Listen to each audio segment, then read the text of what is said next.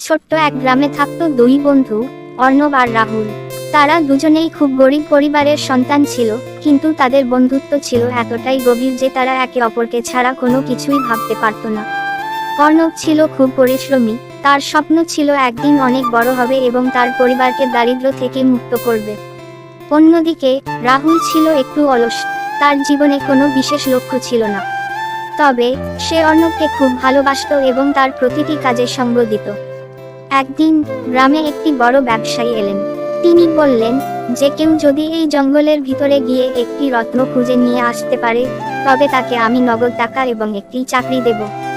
গ্রামে সকলেই জানত জঙ্গলের ভিতরে অনেক বিপদ আছে, বন্য জন্তু, বিষাক্ত সাপ এবং ঘন অন্ধকার। অর্ণব এই সুযোগটি নিতে চাইল। রাহুলও তার সাথে যেতে চাইল। অর্ণব তাকে বলল, তুমি ভীতু, তুমি আমার সাথে যেতে পারবে না। কিন্তু রাহুল জেদ ধরে বলল, আমরা তো সবকিছু একসাথে করি, এবারও করব। তারা দুজনেই জঙ্গলে ঢুকলো। জঙ্গলের ভিতরে যাওয়ার পর অর্ণব দেখতে পেল একটি গর্ত, সেখানে একটি উজ্জ্বল রত্ন ঝলমল করছে। কিন্তু গর্তের চারপাশে বড় বড় সাপেরা ছিল। অর্ণব কিছুটা ভয় পেল, কিন্তু রত্নের লোভে সে গর্তে ঢুকতে চাইল।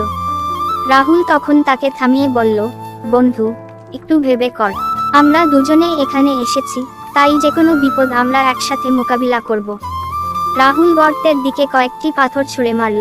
সাপেরা সেগুলোর শব্দে গর্ত থেকে বেরিয়ে এলো। তখন অর্ণব সাবধান হয়ে গর্তে ঢুকে রত্নটি তুলে নিল। তারা দুজনেই সফলভাবে রত্নটি পেয়ে গেল এবং দ্রুত জঙ্গল থেকে বেরিয়ে এল। সেই ব্যবসায়ী তাদের রত্নের বিনিময়ে যথেষ্ট টাকা এবং একটি ভালো চাকরি দিল। অর্ণব তার স্বপ্ন পূরণের পথে এগিয়ে গেল এবং রাহুলও তার সাথে সাফল্যের সঙ্গী হলো। তাদের বন্ধুত্ব আগের চেয়ে আরো গভীর হলো। জীবনের যে কোনো ঝুঁকি বা বিপদে একে অপরের পাশে দাঁড়ানোর মধ্যে তাদের বন্ধুত্বের আসল সৌন্দর্য খুঁজে পেল। মোরা বন্ধুত্বের বন্ধনে বাঁধা ছিলাম, থাকবো চিরকাল, এটাই বন্ধুত্বের প্রকৃত অর্থ। বন্ধুর প্রশংসা করতে গিয়ে অর্ণব বলল, রাহুল, তুই শুধু আমার বন্ধু নই, তুই আমার পথ প্রদর্শক। আজ তোর জন্যই আমি সফল হতে পেরেছি। তোর ধৈর্য আর বুদ্ধির কারণে আমরা এই বিপদ থেকে বের হতে পেরেছি। তুই না থাকলে হয়তো আমি আজ এতদূর আসতে পারতাম না। তুই আমার জীবনের আসল রত্ন। তোর মতো বন্ধু পেয়ে আমি সত্যিই ধন্য। রাহুল মৃদু হেসে উত্তর দিল, তুইও আমার জন্য অনেক কিছু করেছিস, অর্ণব। আমরা একসাথে থাকলেই সবকিছু সম্ভব। আমাদের বন্ধুত্বই আমাদের সবচেয়ে বড় শক্তি।